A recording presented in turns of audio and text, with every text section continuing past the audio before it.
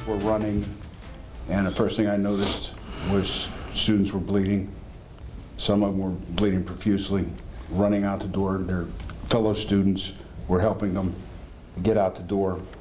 Today, for the first time, the school resource officer in charge at Franklin Regional High School talked to Channel 11 News about seeing his students bleeding and a crisis unfolding. And Peggy, 2 days after the stabbing at the high school, we're working to let you hear from the people who are at the very center of it. Channel 11's Lisa Sylvester is working on an emotional story with that officer. You're going to hear more in just a few minutes. First, though, we want to get to the injured students.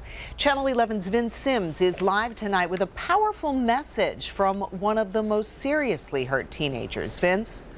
That's right, powerful message and good news. The number of students in the hospital has been changing within just the last 15 minutes. We do know one was released just a little while ago. 2 more are in the process of being released. So now the number stands at 7 students that are still in the hospital after that knife attack at their school. Now, one of the most serious injured, Jared Boger, we have been keeping update on his condition. I've been in contact with his brother through social media to find out the latest, and there's good news to report on Jared and his condition update. Now, 17-year-old, the junior there at the school, Jared Boger, was on a breathing machine, so he couldn't talk, but his brother wrote me with an update that's giving the family a lot of hope, saying that he is communicating with them.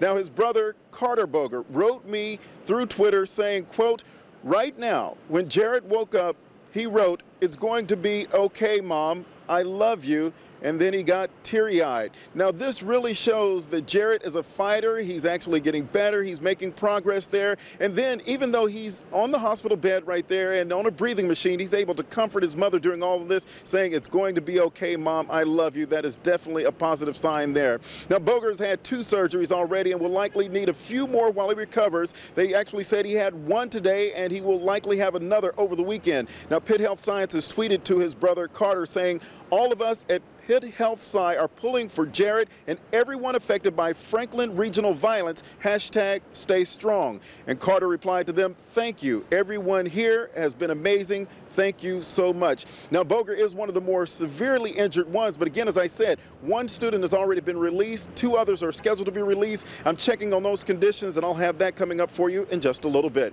Reporting live in Oakland outside of UPMC Presbyterian, I'm Vince Sims, Channel 11 News. All right, Vince. And today we had the opportunity to talk with the people whose job it was to take care of those students in the moments and hours after the stabbing. Channel 11's Dave Bondi talked to a paramedic who walks us through what happened that day.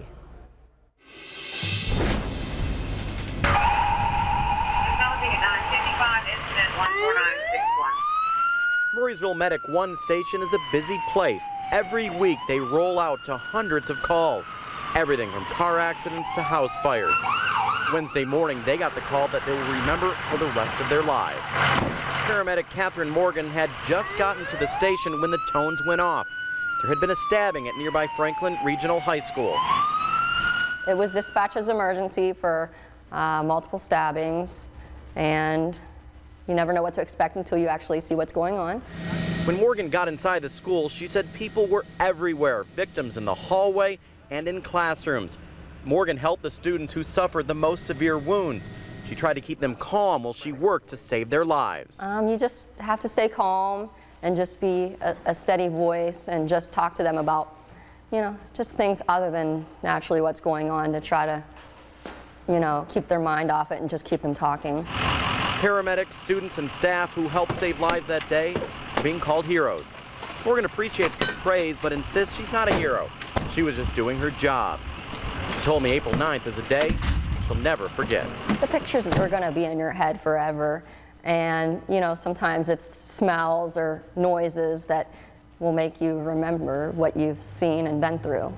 Morgan tells me during this incident, her only job was to save lives. That's all that was going through her head. It was later in the day when she realized just how big this event was.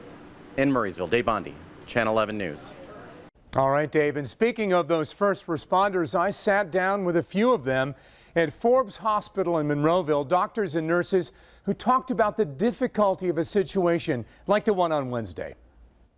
You always fear a school-related incident. That's a textbook example of what everybody's afraid of. Why? Because there's a lot of emotional investment in children.